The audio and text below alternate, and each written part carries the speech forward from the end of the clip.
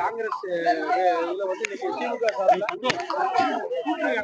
பேச்சுவார்த்தைக்கு நம்ம கட்சி சார்பா எப்போ அழைப்பு கொடுத்திருக்காங்க, எப்படி இருக்கு நம்ம தேர்தல் களம் 2026? மார்ச் 2ஆம் தேதி விடுதலை சிறுத்தைகள் கட்சிக்கு அழைப்பு வந்துள்ளது.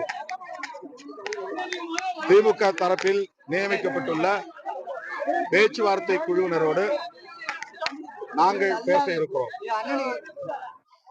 நான் மற்றும் கட்சியின் பொதுச் செயலாளர்கள் மூவரும் அந்த சந்திப்பில் இடம்பெற இருக்கிறோம். கூட்டணி கட்சிகள் ஒவ்வொன்றாக திமுகவோடு பேசி வருகின்றன. வெளியிலே ஊடகங்களில் பரப்பப்படுவதைப் போல திமுக கூட்டணியில் எந்த பிரச்சனையும் இல்லை. வழக்கமான கூட குறைய என்கிற அடிப்படையில் பேச்சுவார்த்தை நடப்பது வழக்கமான ஒன்றுதான். ஆகவே இந்த கூட்டணிக்குள் சலசலப்பை ஏற்படுத்த விரும்புகிறவர்கள் பல்வேறு யூகங்களை வதந்திகளாக பரப்புகிறார்கள். திமுக கூட்டணி தொடர்ச்சியாக ஒற்றுமையாக இயங்கி வருகிறது. அதுபோல இந்த பேச்சுவார்த்தையிலும் சுமூகமான தீர்வு கண்டு ஒற்றுமையாக தேர்தல் களத்தை சந்திப்போம். அது கேட்போம், ஒவ்வொரு முறையும் கேட்கிறோம், இந்த முறையும் கேட்போம். வாய்ப்பு கிடைத்தால் போட்டியிடுவோம்.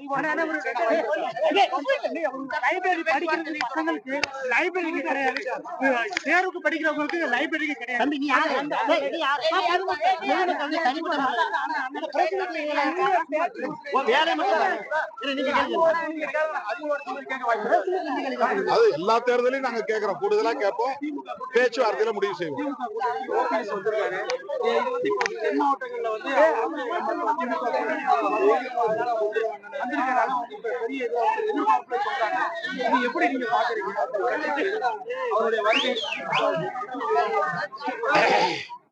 ஓபிஎஸ் அவர்கள் பாரதிய ஜனதாவோடு போய் ஐக்கியமாகாமல் திமுகவோடு வந்திருக்கிறார், அதில் சேர்ந்திருக்கிறார் என்பதே அவர் மீதான நன்மதிப்பை மேலும் உயர்த்துவதாக இருக்கிறது. அவர் மீதான நம்பகத்தன்மையும் வளர்ந்திருக்கிறது என்று நான் நம்புகிறேன். அவருக்கு இன்னும் சில வாய்ப்புகள் கூட உண்டு. ஏன் செங்கோட்டையன் அவர்களைப் போல விஜய் கட்சியில் கூட போய் சேர்ந்திருக்கலாம். ஆனால் அவ்வாறு அவர் முடிவெடுக்கவில்லை. இன்னொரு திராவிட இயக்கமான திமுகவிலே தன்னை இணைத்துக் கொண்டார். திமுகவுக்கும் அதிமுகவுக்கும் பெரிய கொள்கை வேறுபாடு கிடையாது, அரசியல் முரண்பாடுகள் தான். ஆகவே இன்றைக்கு அவர் திமுகவிலே இணைந்திருப்பது திமுகவுக்கும் திமுக கூட்டணிக்கும் கொள்கை அடிப்படையில் வலிமை சேர்த்திருக்கிறது என்றுதான் நான் பெரிதும் நம்புகிறேன். அது மட்டும் இல்லாமல் தென் மாவட்டங்களில் அவர் மூலம் இந்த கூட்டணி மேலும் வலுப்பெறும் என்று நம்புகிறேன். தொடர்ந்து தமிழகத்துக்கு வந்து பாரத பிரதமர் வந்து அதாவது தேர்தல் நேரத்துல மட்டும் வராது, நாளைக்கு கூட வராது, வராது.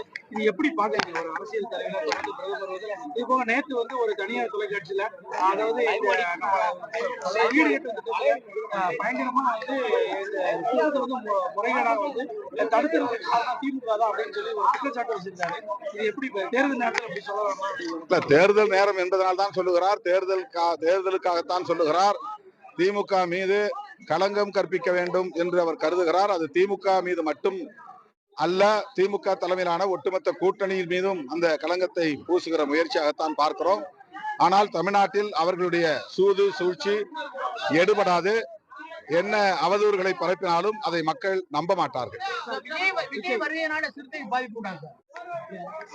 அப்படி நான் கருதவில்லை. ஊடகங்களில் அவ்வாறு பரப்பி கொண்டிருக்கிறார்கள்.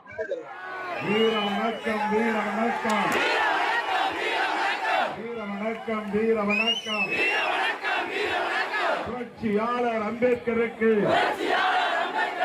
வீர வணக்கம்.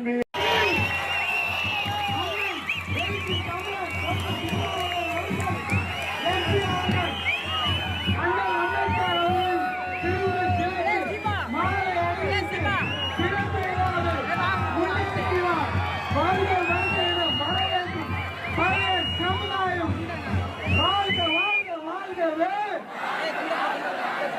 எழுச்சி தமிழர் வாழ்கவே